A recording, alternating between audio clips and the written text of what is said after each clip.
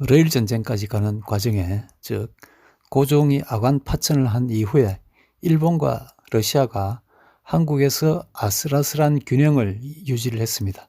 그러다가 긴장이 높아가는 과정을 한번 알아보겠습니다. 청나라로부터 조선을 빼앗기 위해서 1895년 청일전쟁으로 피를 흘린 일본이었는데, 전쟁을 마치고 보니 그 결과 그들이 조선에서 확고한 우위를 확보하지 못했다는 것이 삼국 간섭으로 인해서 드러났습니다.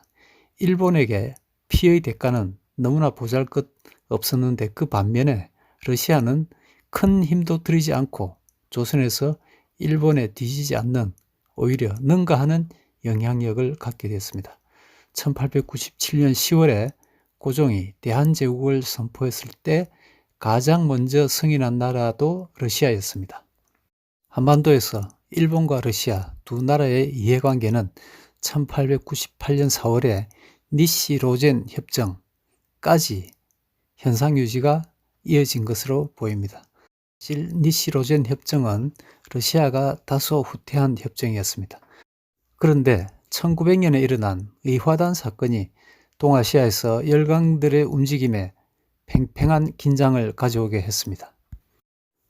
의화단 사건 후에 러시아군이 만주에 대군을 주둔시키는 등 팽창하는 것을 보고 압박을 느낀 일본이 러시아와의 이해 조정을 위한 협상을 시도합니다. 그러는 한편으로 또 일본은 러시아 견제해 이해관계가 맞는 영국과 동맹을 시도합니다.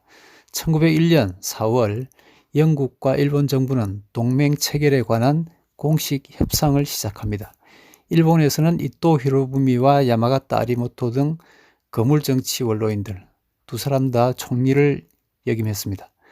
그 정치인들이 그해 일본 정부가 런던 주재대사 하야시에게 영국 외무성을 상대로 동맹교섭을 시작할 것을 승인하던 시기부터 이 문제에 관여를 했습니다.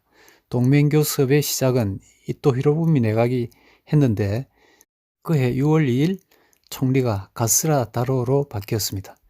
총리에서 퇴임한 이토는 런던과 동경 간의 양국 동맹 협의가 본궤도에 오른 이후에도 러시아와의 타협 가능성에 미련을 버리지 못하고 그해 12월 달에 페트로그라드를 방문을 합니다. 거기서 러시아 지도자들과 한국과 만주를 교환한다는 소위 한만교환으로 알려진 협상안을 제안을 했습니다. 그렇지만 그 협상에서 일러 양측은 결론을 이끌어내지 못했습니다. 러시아는 한국에서 일본의 역할을 제한하고 싶어 했습니다. 해가 바뀌어서 1902년 1월 30일 영국과 일본은 동맹조약을 타결했습니다. 전년도 4월부터 시작됐던 논의가 이제 종결되었습니다. 영국으로서는 당시 가장 절실한 해군력 협조를 동아시아에서 일본을 통해서 확보할 수 있게 됐고, 일본은 영국의 완전한 동의는 아니지만 그래도 한반도에서 일본의 권익을 보장받을 수 있게 됐습니다. 동아시아 국제정치에서 더욱 중요한 점은 동맹조약에 힘을 입어서 일본이 만주와 한국 문제를 두고 러시아와 협상을 하는 데서 강경한 입장을 가질 수 있게 되었다는 점입니다. 1900년 의화단 사건 진압을 위해서 동원된 일본군은 서양 각국에 그들의 무력 능력을 충분히 과시를 했습니다. 거기서 영국은 특히 동맹이 가능한 파트너로서 일본을 보게 되었다는 평가가 있습니다.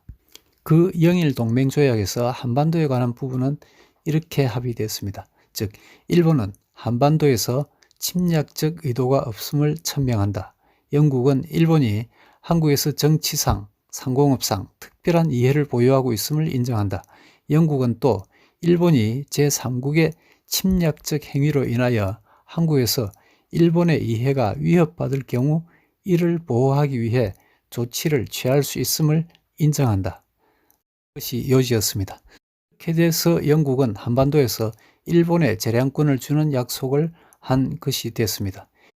일본은 이런 영일 동맹을 배경으로 해서 러시아와 협상을 할 때 그 과정에서 만만하게 보이지 않고 그들의 주장을 펼 수 있게 됐습니다.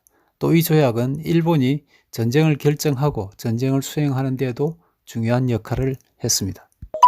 이번에는 영일 동맹까지 설명드렸습니다. 감사합니다.